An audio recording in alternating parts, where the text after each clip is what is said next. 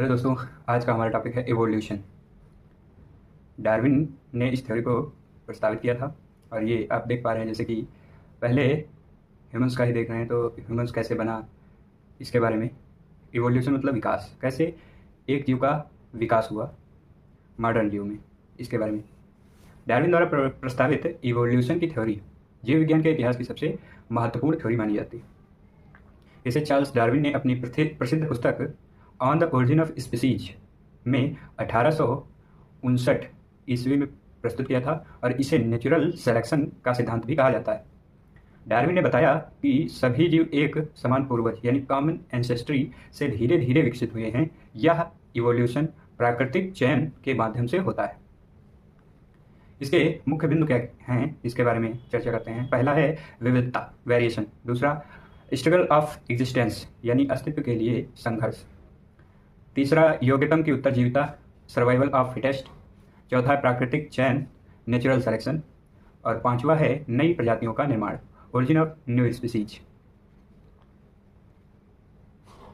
तो पहले देखते हैं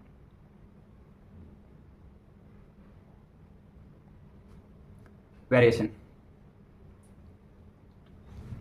एक ही प्रजाति के अलग अलग व्यक्तियों में कुछ न कुछ अंतर होते हैं।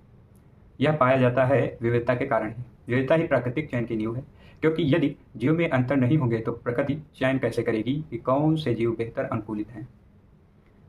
विविधता के प्रकार, types of variation. Continuous variation, निरंतर परिवर्तन, जैसे कि ऊंचाई, वजन, त्वचा का रंग, ये सब कंटिन्यूअस वेरिएशन हैं। दूसरा है डिसकंटिन्यूअस वेरिएशन यानी असामान्य विविधता, जैसे रक्त समूह का बदलना, ABO, ये रक्त समूह, जीव का मरना, ये सब डिसकंटिन्यूअस वेरिएशन हैं, जैसे कि आप देख पा रहे होंगे फिगर में। तीसरा है जेनेटिक वेरिएशन, जैसे कि परिवार के ही कई सदस्य जिनमें अलग अलग आपको लक्षण दिखाई पड़ेंगे, अलग अलग सोच होगी, अलग अलग तरीके से कार्य होंगे। ये जो कार्य लक्षण होते हैं ये वेरिएशन के कारण ही होते हैं। चौथा है इन्वायरमेंटल वेरिएशन यानी प्राकृतिक विविधता, पर्यावरणीय विविधता। एक ही पौधे के पत्ते धूप और छाया में अलग अलग आकार के होते हैं, उनके कार्य भी अलग अलग होते हैं। विविधता कैसे उत्पन्न होती है?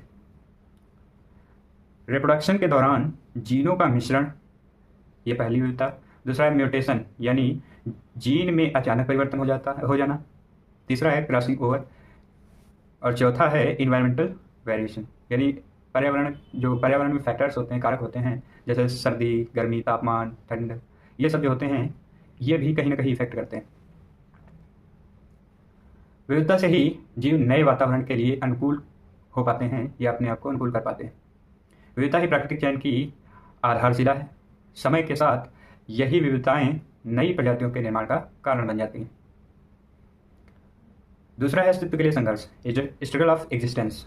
हर जीव को अपने जीवन, भोजन, स्थान और प्रजनन के लिए लगातार संघर्ष करना पड़ता है। संघर्ष क्यों होता है? तो जनसंख्या अधिक बढ़ना, अगर अधिक जनसंख्या होगी तो उसके बीच संघर्ष होगा कि जैसे भोजन को लेकर हो सकता है या स्थान को लेकर हो सकता है। हर जीव अपनी संख्या में अधिक से अधिक संतानें जो होती हैं उत्पन्न करता है। उदाहरण है, एक मछली हजारों अंडे देती है लेकिन सभी जीवित नहीं रह पाते हैं। संसाधनों की कमी, ये दूसरा कारण है। भोजन, पानी, स्थान आदि सीमित हैं जबकि जीवों की संख्या बढ़ती रहती है। प्राकृतिक परिस्थितियाँ, ये तीसरा कारण हो सकता है इसका। प्राकृतिक परिस्थितियाँ जैसे मौसम, रोग, शिकारी, सूखा, बाढ़ आदि से भी संघर्ष करना पड़ता है जीवों को। संघर्ष के प्रकार, अंतरजातीय संघर्ष, इंट्रा स्पेसिफिक स्ट्रगल। दूसरा है अंतर प्रजातीय संघर्ष यानी इंटर स्पेसिफिक स्ट्रगल। तीसरा है पर्यावरणीय संघर्ष यानी इन्वायरमेंटल स्ट्रगल। इसके रिजल्ट क्या होते हैं? सभी जीव इस संघर्ष में सफल नहीं हो पाते। जो जीव अपने आप को वातावरण के अनुरूप अनुकूलित कर लेते हैं वही जीवित रह पाते हैं। यही आगे चलकर योग्यतम की उत्तरजीविता कहलाती है। और तीसरा पॉइंट भी हमारा यही है, योग्यतम की उत्तरजीविता, सर्वाइवल ऑफ फिटेस्ट। जो जीव अपने आप को वातावरण के अनुसार सबसे अधिक अनुकूलित कर पाते हैं वही जीवित रहते हैं और अपनी संतान उत्पन्न करते हैं। उदाहरण जैसे रेगिस्तान में ऊँट सबसे ज़्यादा फिट है, उसे फिटेस्ट कहते हैं, क्योंकि वह बिना पानी के भी जीवित रह सकता है। पानी में मछली फिटेस्ट है क्योंकि वह पानी में सांस ले सकती है। इससे यह पता चलता है कि प्रकृति में केवल वही जीव आगे बढ़ते हैं जो वातावरण के अनुकूल हों। कमजोर, असमर्थ, अनुपयुक्त जीव धीरे धीरे समाप्त हो जाते हैं। यही प्रक्रिया नई प्रजातियों के विकास की नींव होती है।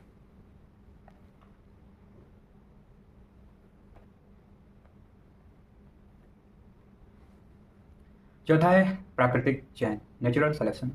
प्रकृति उन जीवों को चुनती है जो अपने वातावरण के अनुकूल होते हैं, जबकि जो जीव अनुकूल नहीं होते हैं वे धीरे धीरे नष्ट हो जाते हैं। यह इवोल्यूशन का आधार है। इससे पता चलता है कि जीव बदलते पर्यावरण में कैसे जीवित रहते हैं। इसमें नई प्रजातियों का विकास संभव होता है। 5वां पॉइंट, नई प्रजातियों का निर्माण, ओरिजिन ऑफ न्यू स्पीसीज। जब किसी प्रजाति के जीव लंबे समय तक अपने आप को वातावरण के अनुसार धीरे धीरे बदलते रहते हैं तो वे अंततः इतनी विभिन्नता प्राप्त कर लेते हैं कि वे एक नई प्रजाति बन जाते हैं। यही प्रक्रिया इवोल्यूशन का परिमाण है। इससे पृथ्वी पर जीवों की विविधता बनी रहती है।